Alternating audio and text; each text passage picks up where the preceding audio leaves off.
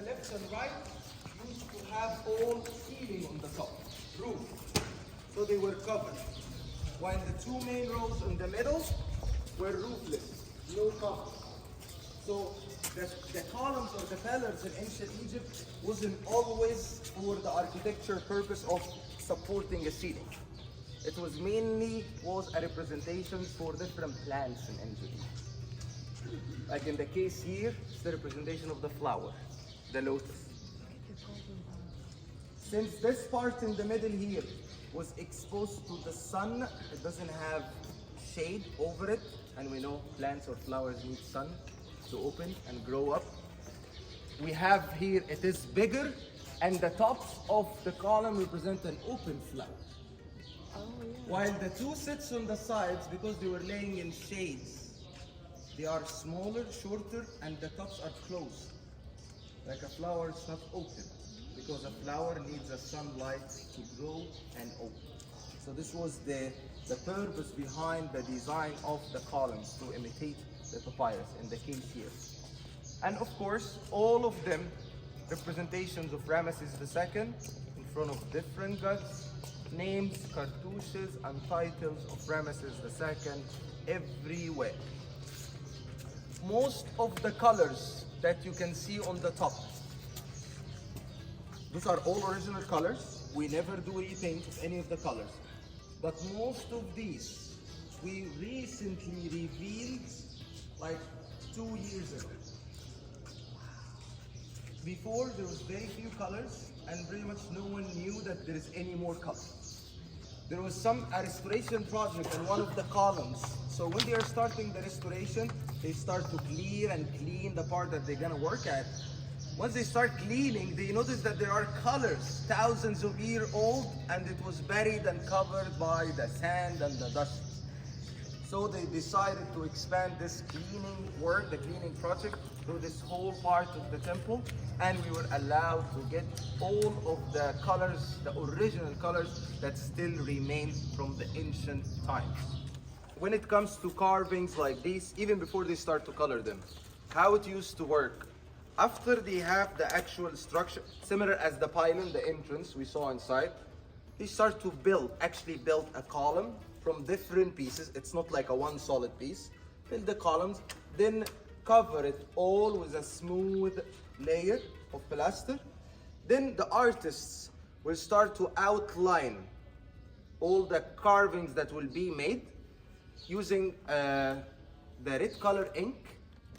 Then after they are done, the chiefs of the artists or the supervisors of the artists will need to go through those outlines again using a different colored ink, the black ink, to make sure there is no mistakes.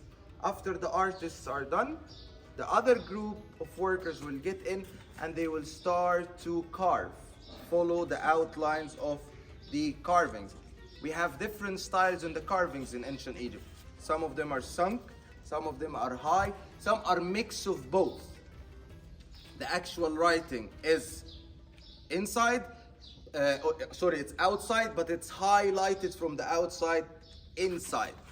This is usually the hardest technique ever that's used by a very, very few pharaohs like King Ramesses II, and then later on by the Greek pharaohs, because just through the time it was so advanced by then. We're talking about over 1,000 years after Ramesses when the Greeks came. So colors, what did the ancient Egyptians use to get the colors? They were all natural colors from different stones and minerals.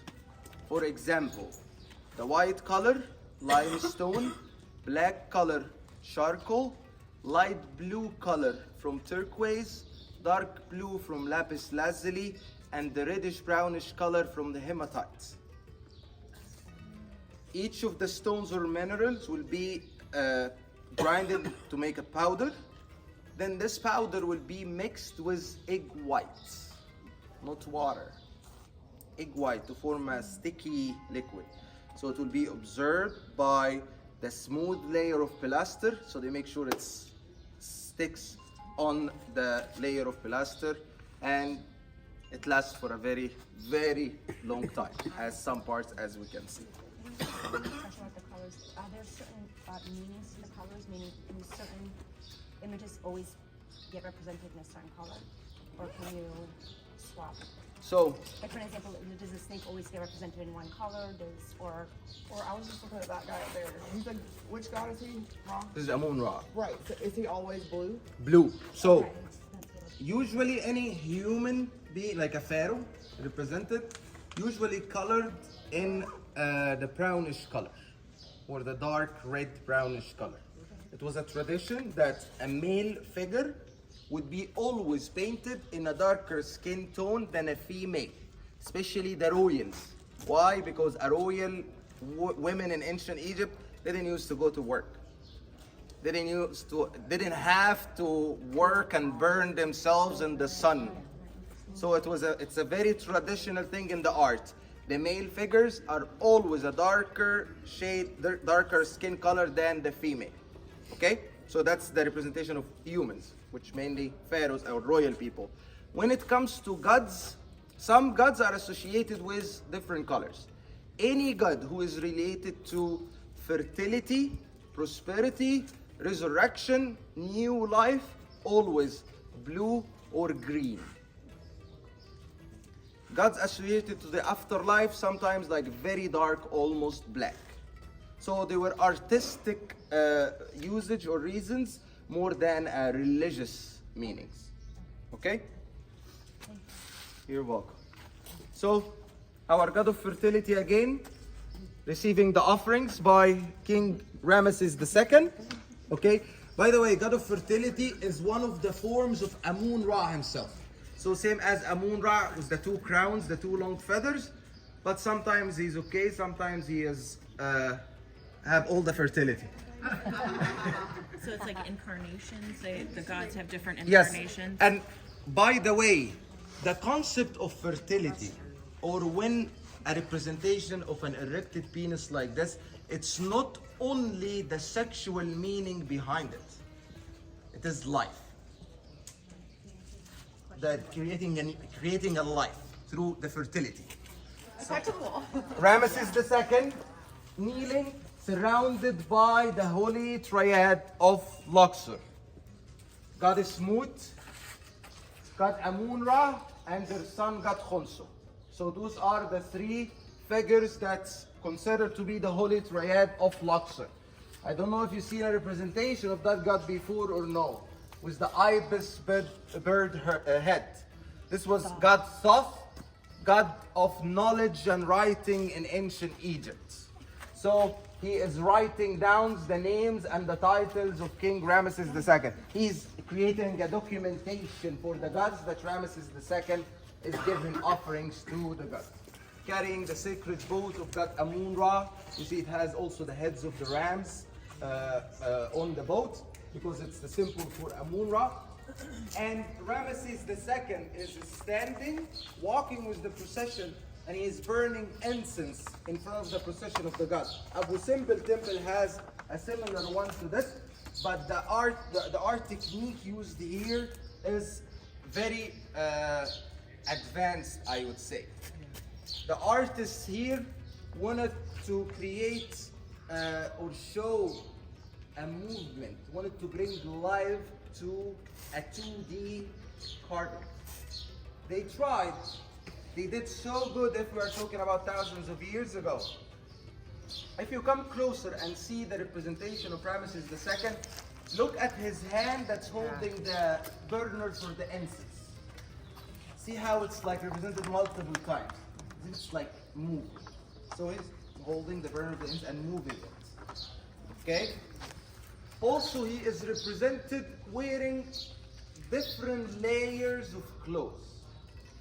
So in such a representation, the way how they carve it is, his main outfit is the royal kilt, the kilt that you see. Then over his whole body, he was wearing some sort of a ceremonial garment. So it was a very light linen garment. So see how they outline it, they made it, but they try to make it in the way that they want to tell you it is see-through. You can still see his legs, and the original kilt. And you see how very thin they made it, just to give you the idea they wanted to represent, the layers in clothes.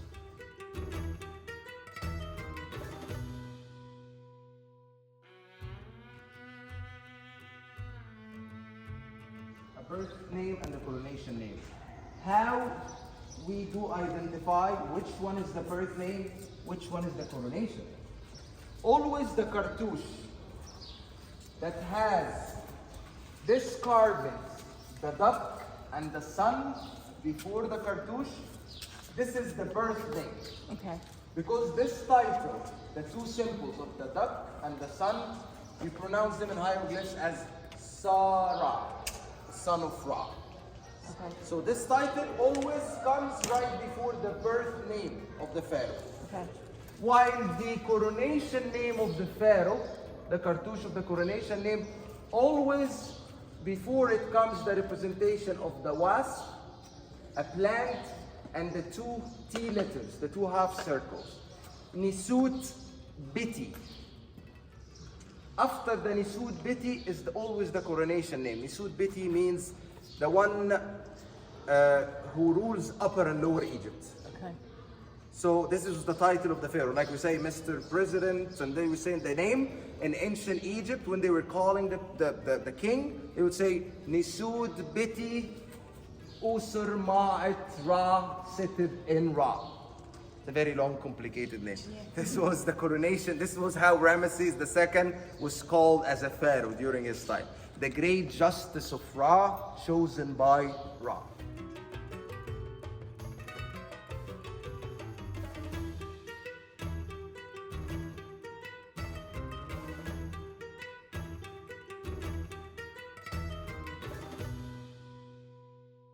Okay, so this part of Karnak here belongs to the pharaohs from the 18th dynasty, like King Tutmosis II.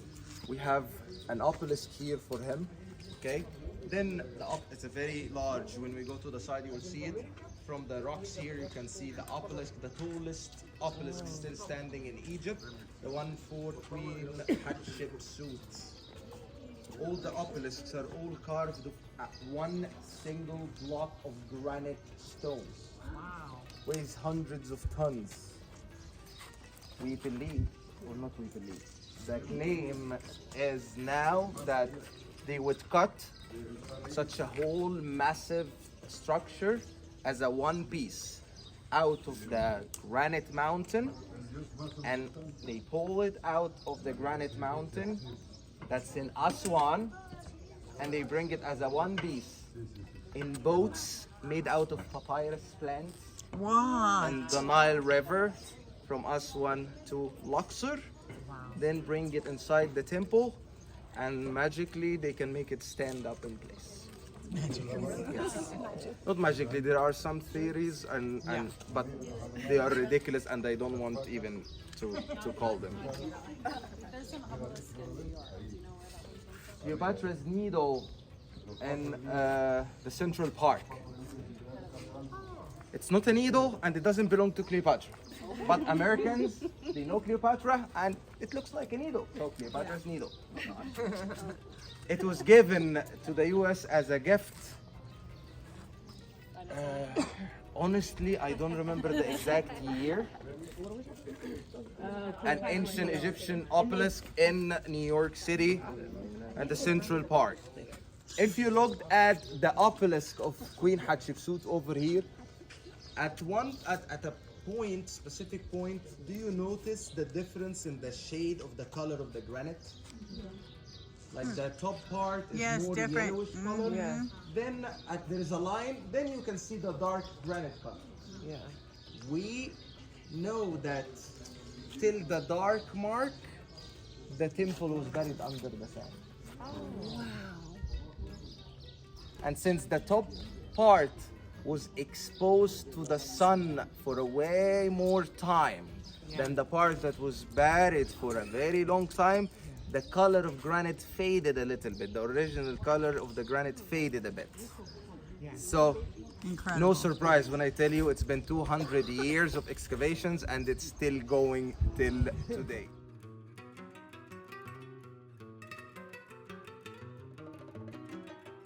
So at the time when Karnak was found and the excavation started, as I told you, it was buried almost to that level, and a lot of local mud brick houses were built on top of it. Same as the mosque, they found a solid base, so okay, let's use this as a base and build our house. Or they found a corner like this, so let's add 2 more walls to it and use it as a shelter place for us. They never knew. No one know what this is. Okay? Till the French expedition came to Egypt, did all of the documentation. They left Egypt at 1801. All their documentations spread out through Europe, attracted all the wealthy people from Europe to come to Egypt to see in real life the stuff that they saw in the paintings by the French when they came to Egypt.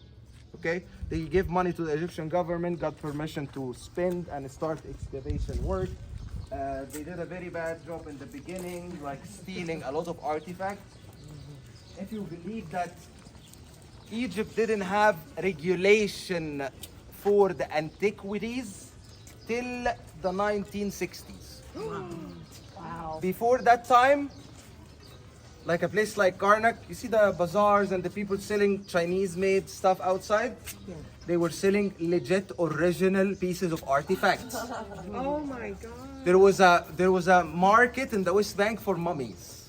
No. There are some old photographs for vendors sitting on the shade on the side of the streets and having like 2 mummies laying in front of him and one coffin right next to him.